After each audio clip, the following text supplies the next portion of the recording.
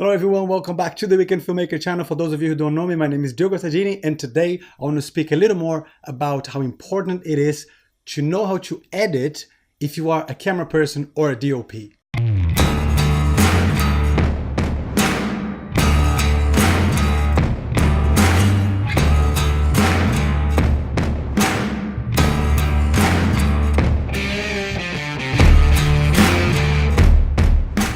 So I want to keep this really short and sweet for those of you who are camera operators, starting with the DOP career, director of photography. I want to tell you how important it is to stitch clips together and then help your own work. I think what is beautiful when you start in your career is to get to know a little bit of everything. I mean, you don't have to be one person on set, but it's good to know the different ways that your career can grow. So as a camera operator, to me, is vital to know how to edit. Although I still do work as an editor, my main occupation is a camera person, a camera operator, and a director of photography. However, when I'm in the process of creating a film with a director, with a client, it's really good for me to know what to shoot to make the edit a lot easier. Not only easier, but also being able to tell the story in a much more compelling way. Because in the end of the day, I think what is really important, as I mentioned before, is the storytelling. The process of storytelling is the most important for a video. So if I'm able to then shoot something for the edit, I'm pretty sure my editor will be happier,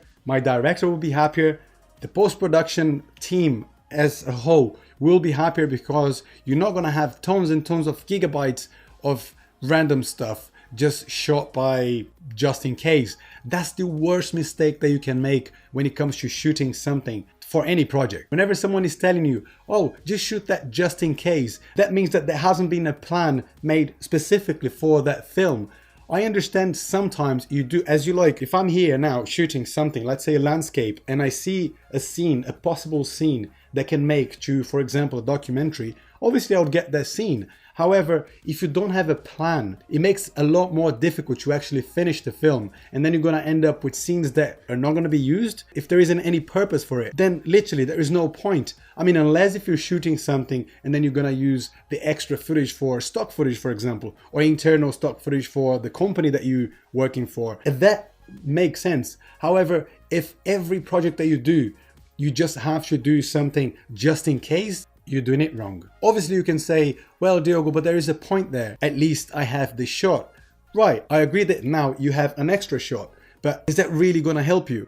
I mean, when you talk about smaller productions, that doesn't really sound a lot, but imagine if every Hollywood film that they film, for every scene that they shoot, they just set up something else to have it just in case. Imagine you're approaching Leonardo DiCaprio and just saying, right, we finished this scene, but let me just move the camera.